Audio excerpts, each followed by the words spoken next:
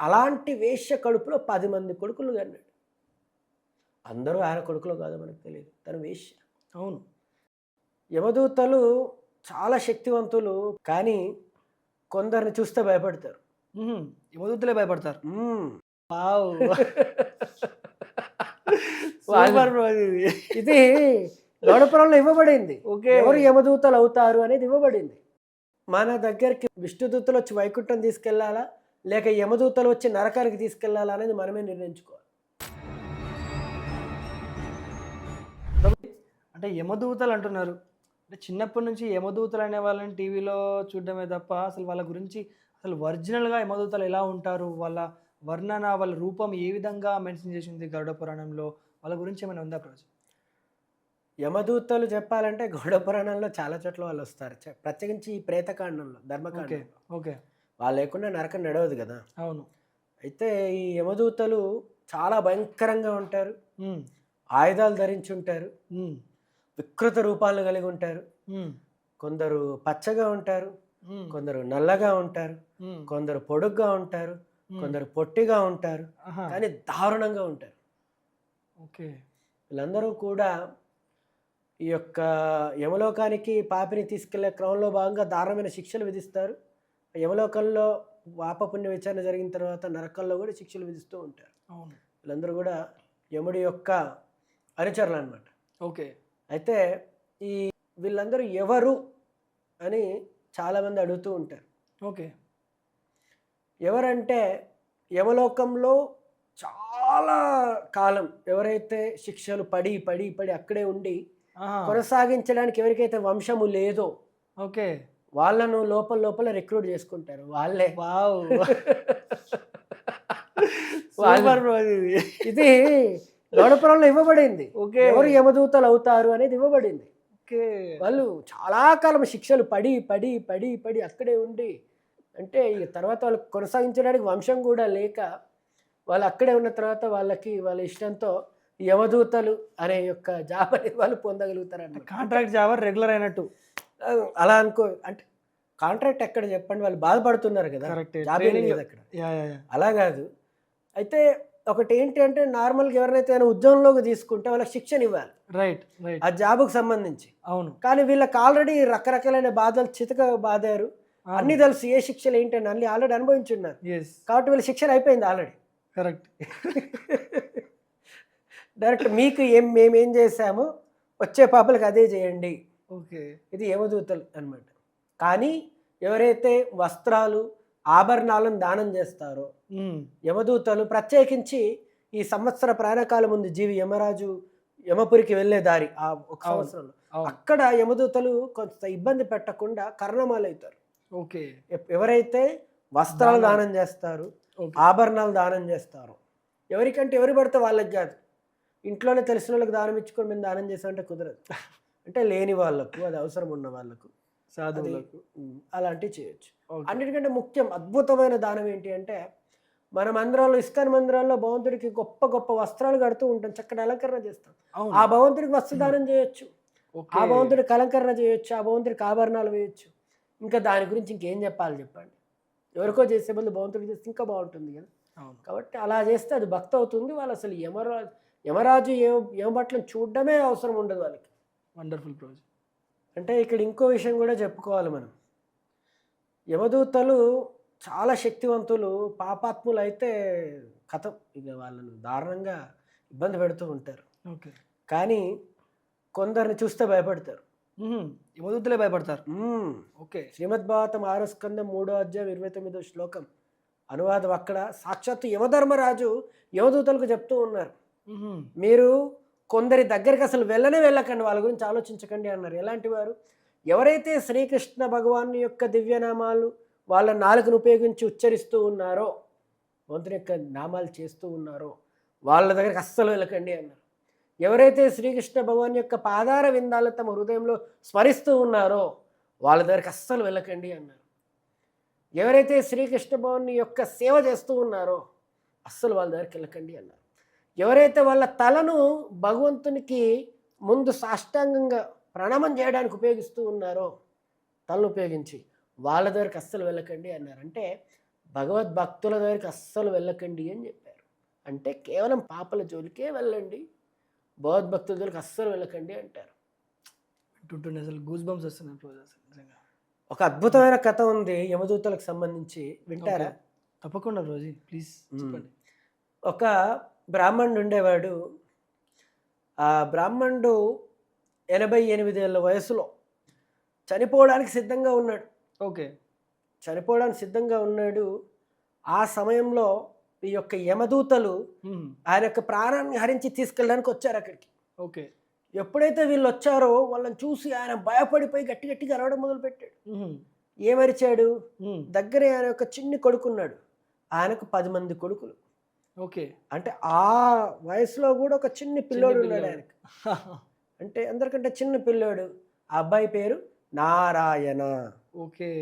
అయితే ఎప్పుడైతే ఈ భయంకరమైన యమదూతలను చూశారో వెంటనే అజాములకి వెన్నులో వణుకు పుట్టి భయంతో ఏం చేయాలో తెలియక నారాయణ నారాయణ ఇట్రారా, నారాయణ ఇట్రారా అనుకుంటూ గట్టి గట్టిగా అరిచాడు. వాళ్ళ అబ్బాయిని పిలుస్తున్నాడు, చిన్నపిల్ల. వాళ్ళ అబ్బాయినే పిలుస్తున్నాడు నారాయణ అని, ఇంకా భగవంతుని కాదు. కానీ ఎప్పుడైతే ఈ అజామిలుడు పాపాత్ముడు, చాలా పాపాలు చేశాడు, ఈయన నారాయణ నారాయణ అని అరిచాడు పిల్లాన్ని ఉద్దేశించి, వెంటనే అక్కడికి దివ్య తేజస్సు కలిగి గొప్ప శక్తివంతులైన కొందరు దూతలు వచ్చారు. ఓకే. వాళ్ళ చేతుల్లో ఖడ్గం ఉంది, శంఖచక్ర గదా పద్మాలతో ఉన్నారు. వాళ్ళు ఈ యొక్క యమదూతలు వేసిన మరణ పాశాన్ని ఛేదించారు, కట్ చేశారు. అప్పుడు యమదూతలు ఆశ్చర్యపోయారు, ఎవరు వీళ్ళు ఇంత అందంగా ఆకర్షణీయంగా అద్భుతంగా ఉన్నారు, ఏంటా తేజస్సు, ఏంటా అందం, అసలు వీళ్ళు ఎప్పుడు చూడలేదే అనుకున్నారు. వాళ్ళు ఎవరో కాదు, విష్ణుదూతలు. ఎప్పుడైతే ఈయన పిల్లాన్ని ఉద్దేశించి నారాయణ నారాయణ అని అరిచాడో అప్పుడు వెంటనే విష్ణుదూతలు వచ్చేసారు, మా స్వామిని పిలుస్తూ ఉన్నారు. మా స్వామి నామం శరణం పొందాడు ఎప్పుడు?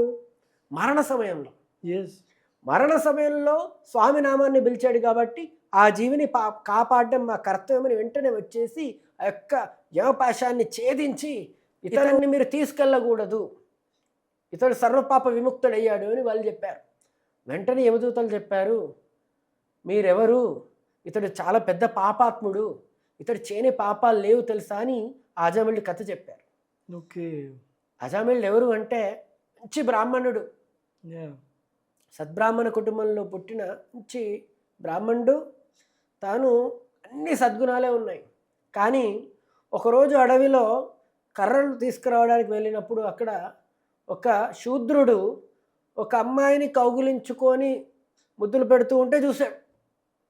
ఆ విధంగా ఇద్దరు కౌగిలించుకొని అలా తిరుగుతూ ఉంటే చూసి చలించిపోయిన మనస్సుతో ఏం చేయాలో తెలియక కామ వికారంతో బాధపడిపోయి మదన పడిపోయి అదే దృశ్యాన్ని మళ్ళీ మళ్ళీ ఆలోచించేసాడు, రిమైండ్ చేసుకున్నాడు.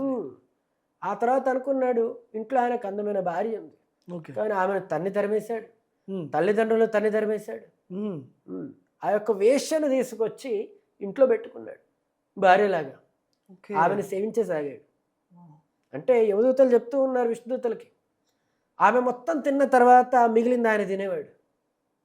ఆమె తాగేది, మద్యపానం చేసేది అనమాట దానికోసం.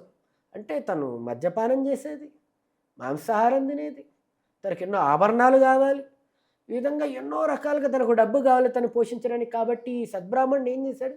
దొంగతనాలు చేయడం మొదలుపెట్టాడు, హత్యలు చేయడం మొదలుపెట్టాడు ఆ డబ్బుల కోసం, తను పోషించడం కొరకు. రకరకాల పాపాలు చేశాడు తన్ను పోషించడానికి. అలాంటి వేశ్య కడుపులో 10 మంది కొడుకులు కన్నాడు. అందరూ ఆయన కొడుకులు కాదో మనకు తెలియదు, తను వేశ్య. అవును. ఆ రకంగా 88 ఏళ్ళ వయసులో కూడా చిన్న పిల్లాడైన కొడుకున్నాడు ఆయన దగ్గర. అంటే అర్థం చేసుకోవచ్చు. ఆ రకంగా మరణ సమయంలో బాధపడుతున్న సమయంలో ఆయన చేసిన ఒకే ఒక్క మంచి పని ఏంటి అని అంటే తన జీవితంలో తన చిన్ని పిల్లాడికి నారాయణ అని పేరు పెట్టడం. పేరు పెట్టడం అంటే ఏం చేశాడు? ఎప్పుడు నారాయణ ఇటురా నారాయణ అటురా అంటూ పిలిచేవాడు. ఆ విధంగా నారాయణ అనే పేరు ఆయనకు అలవాటైపోయింది. అదేవిధంగా యమదూతను చూడగానే నారాయణ అని గట్టి గట్టిగా అరిచాడు. విష్ణుదూతలు వచ్చారు ఆయన అదృష్టం కొద్దీ. ఇదంతా ఆయన అజముళ్ళు చూస్తూ ఉన్నాడు, ఏం జరుగుతుంది సంభాషణ అనేది. అప్పుడు విష్ణుదూతలు చెప్పారు, ఎప్పుడైతే మా స్వామి నారాయణని దివ్యనామాన్ని పలికారో ఈయన వెంటనే అన్ని రకాల పాపాల నుంచి ముక్తుడైపోయాడు. ఎందుకంటే మరణ సమయంలో భగవంతుడి యొక్క నామం పలికిన, భగవంతుని స్మరించిన వాళ్ళు భగవద్ధామానికి వెళ్తారు. వెంటనే యమదూతలు అక్కడి నుంచి వాళ్ళు ఏం చేయాలో తెలియక, శక్తి లేక, ఆ విష్ణుదూతలు ఓడించలేక అక్కడి నుంచి యొక్క యమరాజు దగ్గరకు వచ్చి ఆయనకు వందనాలు చేసి అడిగారు, స్వామి ఈరోజు మీ యొక్క సేవ మేము చేయలేకపోయాము, అశక్తులము, దయచేసి చెప్పండి వాళ్ళు ఎవరు అని అడిగితే అప్పుడు యమరాజు వాళ్ళందరూ చెప్పిన కథనం అంతా విన్న తర్వాత మనసులో చాలా ఆనందపడ్డాడు. ఆహా, మీరు ఎంత అదృష్టవంతులు. విష్ణుదూతలు ఆ విష్ణు భగవాన్ యొక్క శుద్ధ భక్తులు వైకుంఠంలో ఉంటారు, కేవలం విష్ణు భగవాన్ని సేవ చేస్తూ ఉంటారు, వాళ్ళ దర్శనం మీకు కలిగింది, ఎంత అదృష్టవంతులు మీరు అని యముడు ఒక తన్మయత్వంలోకి వెళ్ళిపోయాడు, భావోద్వేగానికి గురయ్యాడు, ఆనందపడ్డాడు. ఎందుకంటే ఈ పాపాత్ములకి ఈ చాలా కఠిన శిక్షలు విధించారు, ఇదివరకు వాళ్ళే యమదూతలు అయ్యారు, వాళ్ళు ఇతరులకు శిక్షలు విధిస్తూ ఉన్నారు. ఈ నరకం నుంచి వాళ్ళకి విముక్తి ఎప్పుడు? అలాంటి వాళ్లకు ఈ యొక్క విష్ణుదూతలు కనిపించారు అంటే ఖచ్చితంగా ఏదో ఒక రోజు వాళ్ళు కూడా భగవంతుని యొక్క కృపను పొందే అవకాశం ఉంటుంది అని యమరాజు ఆనందపడ్డాడు. అప్పుడు వాళ్ళకు ఇప్పుడు నేను చెప్పిన శ్లోకం చెప్పారు, ఎవరైతే భగవంతుని నామం చేస్తున్నారో, ఎవరైతే భగవంతుని స్మరిస్తున్నారో, ఎవరైతే భగవంతుడికి వందనాలు చేస్తున్నారో, సేవ చేస్తున్నారో వాళ్ళ దగ్గరికి ఎప్పుడు వెళ్ళకండి. వాళ్ళ మీద మనకు ఏ రకమైన అధికారం లేదు. మరి ఎవరిని తీసుకురావాలి అంటే ఎవరైతే ఒక్కసారి కూడా భగవంతుడి నామం పలకలేదో, అసలు భగవంతుని భక్తి చేయట్లేదో వాళ్ళను తీసుకురండి అని అంటూ ఉన్నారనమాట. ఈ విధంగా యమదూతలు కూడా వాళ్ళకు తెలుసు ఎవరిని తీసుకురావాలి, ఎవరిని తీసుకురాకూడదు అనేది. కాబట్టి అందరూ కూడా నేను చెప్పాలనుకున్న విషయం ఇక్కడ ముఖ్యమైనది ఏంటి అంటే, యమదూతలని కాదు కానీ అజామిళుడు ఏ విధంగా కాపాడబడ్డాడు? భగవంతుని నామస్మరణ చేసుకుని. మరి ఆ నామస్మరణ ఒక్కసారిగా వస్తుందా చనిపోయే సమయంలో? లేదు. ఆయన కూడా పిల్లాన్ని నారాయణ నారాయణ కొన్ని రోజులు పిలిచి పిలిచి అలవాటైపోయి అనుకోకుండా అదృష్టం కొద్దీ మరణ సమయంలో చెప్పారు. కరెక్ట్. కానీ మనందరం కూడా ఇప్పుడు ఈ మనకు శాస్త్రంలో హరే కృష్ణ మంత్రం ఇవ్వబడింది. అవును. మనం చనిపోయే సమయంలో హరే కృష్ణ అని చెప్పాలి అన్నా, కృష్ణ భగవాన్ని ధ్యానించాలి అన్నా ఒక్కసారిగా వస్తుందా? లేదు లేదు, గుర్తు. అది రావాలి అంటే మనం జీవితాంతం కూడా ధ్యానం చేయాలి, అంటే నామం అనేది చేయాలి, కొంచెం దర్శనం చేసుకోవాలి, సేవ చేసుకోవాలి. అప్పుడే మనకి చివరి సమయంలో అంటే మరణ సమయంలో గుర్తొస్తుంది అంటారు. అది జీవితాంతం చేసిన వాళ్ళకి గుర్తొస్తుంది, లేదు అంటే కష్టం. అంతే తప్ప జీవితం మొత్తం పాపాలు చేసేసి లాస్ట్లో హరే కృష్ణ అని చెప్పి చనిపోతానంటే కుదరదు. ఓకే, అలా గుర్తు రాదు. అది గుర్తు రానివ్వరు భగవంతుడు. అలాంటి వాళ్ళకి అర్హత లేదు ఆధ్యాత్మిక ప్రపంచం రావడానికి. నిజంగా చాలా ఆశ్చర్యంగా ఉంది రోజు అసలు. అంటే ఈ విషయాలన్నీ చాలా అద్భుతంగా విషయాలని తెలుసుకుంటే చాలా అద్భుతంగా ఉంది అసలు. మన దగ్గరికి విష్ణుదూతలు వచ్చి వైకుంఠం తీసుకెళ్లాలా, లేక యమదూతలు వచ్చి నరకానికి తీసుకెళ్లాలా అనేది మనమే నిర్ణయించుకోవాలి. అంతేనండి సార్.